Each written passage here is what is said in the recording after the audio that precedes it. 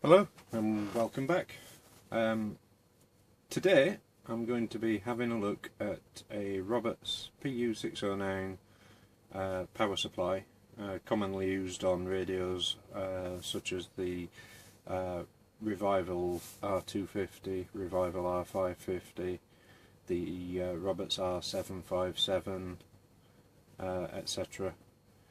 This one came to me with a radio, with the radio apparently not working, but what I've discovered I'll run through with you. If I zoom out now, there's the Revival, the Roberts R250 that it came in with, and what happens when you plug in the plug and you put the power cable into the back. If I turn the volume up, I'll do that again. At first I thought it might be to do with the shrouding on the cable there being broken, but if I push in the adapter and hold it there, it's fine. If I hold it in and wiggle the cable, it's fine. So the problem is that this isn't going into the radio far enough. Quite how these two things were married together, but there is no actual fault with the radio. It's with the power supply.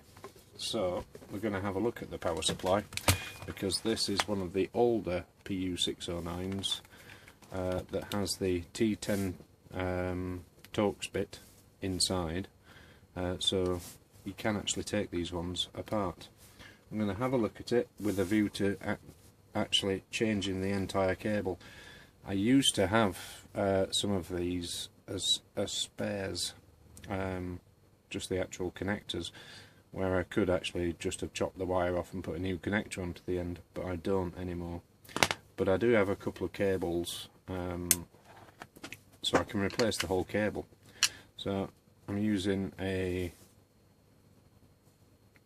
tamper-proof Draper TX star bit. It's a T10T.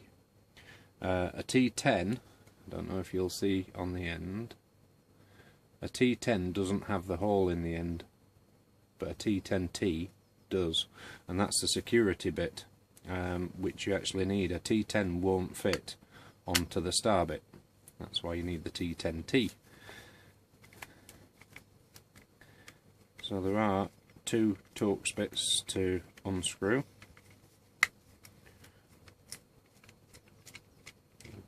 Quite long bits, and the second one, the one at the bottom nearest the pins, is always the tightest one.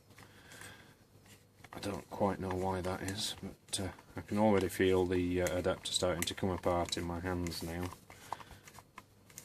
But I've got quite a way to go to get this free.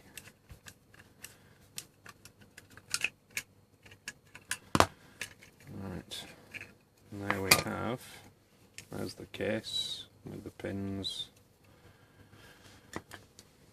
And here's the board inside.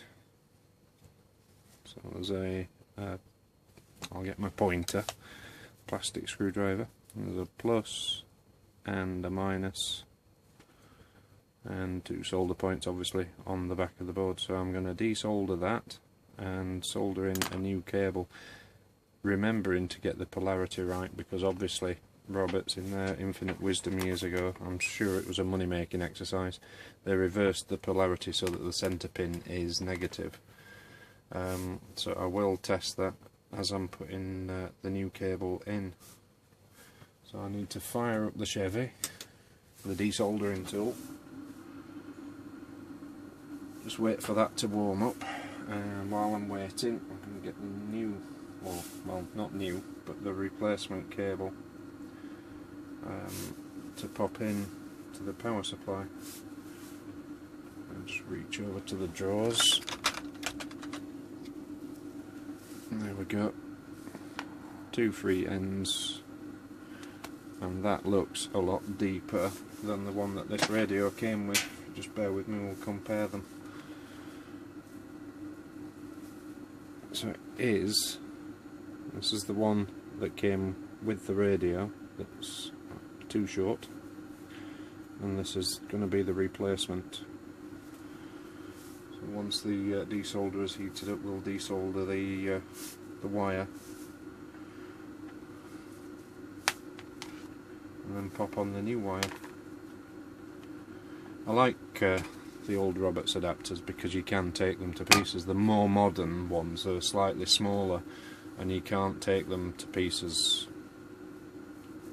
Actually, not quite true. You can take them to pieces. I put them in my vise and tighten up the vise, and that cracks them open, but they never go back together again without glue, and I don't like to do that. I've had a couple of the newer ones that are faulty, but this should be relatively straightforward to get done. I'm just waiting for the desoldering tool to fire up, and then we'll just get on and solder those two in, put the plug back together and just test, just to make sure that everything's honky-dory. The radio itself came to me as for parts or not working, but actually there's nothing wrong with the radio. It's the power supply that it came with. This is just a slightly different and slightly more unusual fix. You know, it's not always the radio that's faulty. I've had these revival radios coming in for years now, and I've had all sorts of curveball problems with them. One of the things was the battery connector from the inside, where there's a cable break in the wire, and where the power jack actually fits on the back door of the radio. Those connections there can go faulty, or they can short if they're really too close together, and that can cause issues too. But thankfully on this occasion it is the power supply, and I have got a cable with which to replace it. So whilst we're waiting, the desoldering tool's nearly ready. I'm just going to get my meter and test which way around the wires should go, which one's positive and which one's negative on the donor cable. So the inside, the centre pin should be negative, so the negative wire on this donor wire is the one with the white stripe on it. You see there are two cables, one has a white stripe, one doesn't. On this particular cable, and I always check them because they're never 100%, it depends which way they feel like doing it in the factory sometimes, not just with Roberts but any power supply. Obviously 99.999th of a percentage come from China, and I'm sure that they have off days and just connect them any way around that they want, so I always test them. So just to double check again, it is the one with the white stripe, which is the centre pin, so the white stripe is negative. Right, the desoldering tool's ready. So it is a really simple thing to do. Get the desoldering pump. I love this thing. And we'll desolder those joints.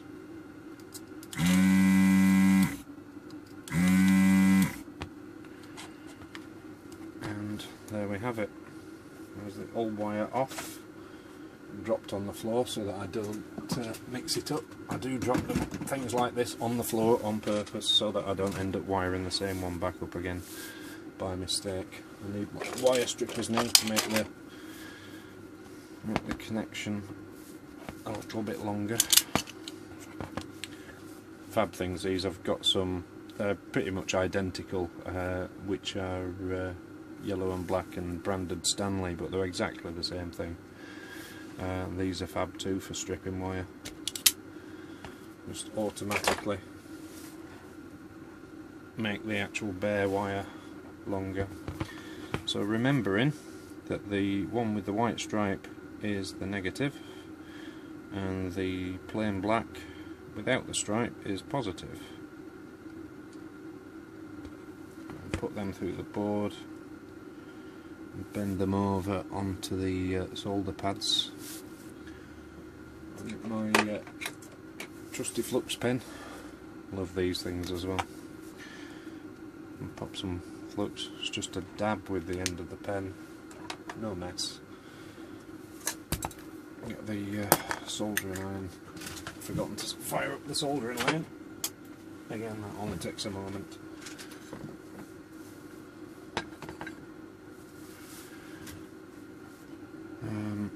And we should, just looking at this, be able to. I'm just looking at that rubber sheath there, the cable sheath. Just wondering whether that should fit into that groove there. I believe it should.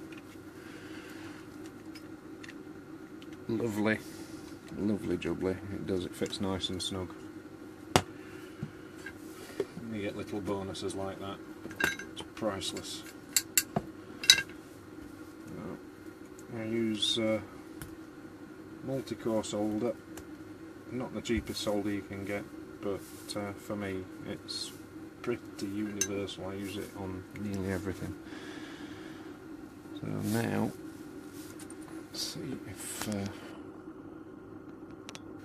camera's not much good at zoom. There we go.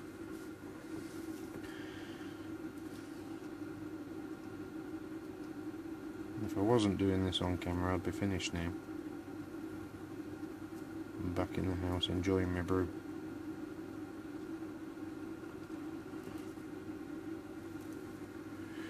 So I've flowed some solder onto that pad. Now flow some solder onto the other pad, taking care not to fill the holes up, because we need to poke the wire through.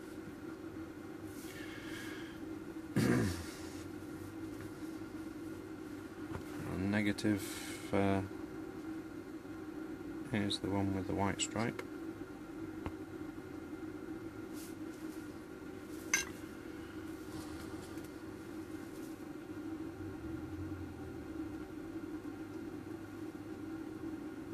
Flow plenty of solder onto there and come back, put the positive wire through.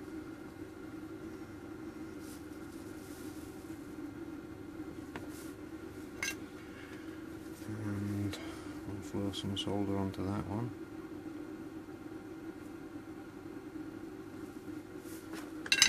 Really quick and easy fix.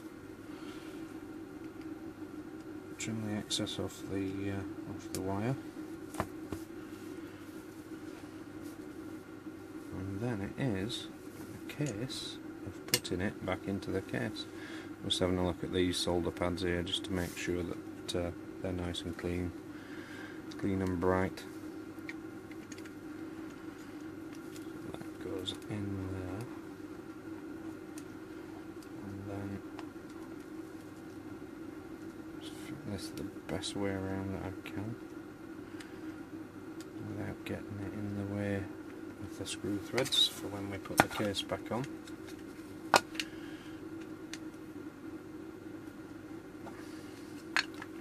As I say, the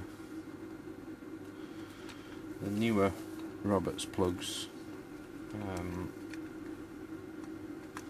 aren't so easy to work with, but the older ones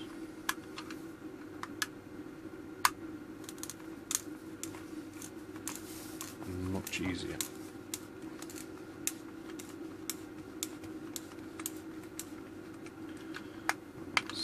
Bottom one part of the way in. I'm just lining the top one up now. I never tighten them the whole way in until I get them both lined up correctly. The top one's going in quite well. I'll just zoom you back out a little bit. I'm just out of shot there. So the top one tight.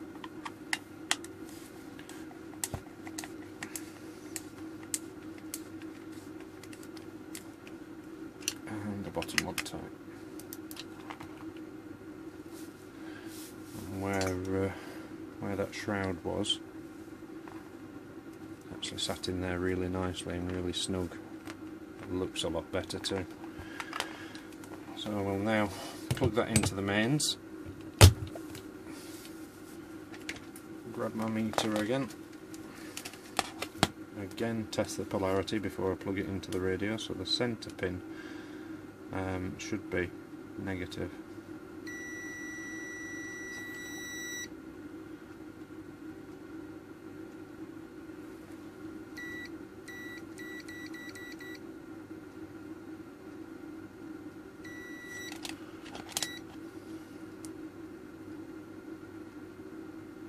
Which it is.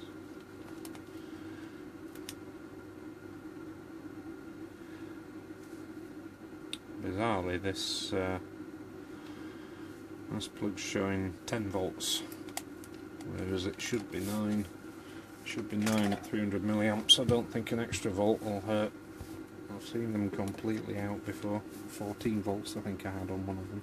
So turn off the radio, plug in, switch on, and we're good to go.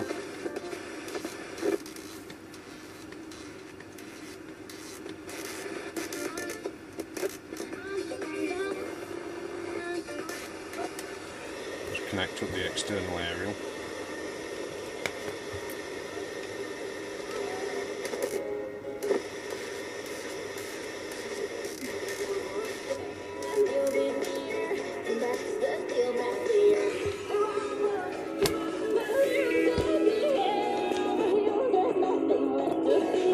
Go, that's another Robert's Revival fixed, but not.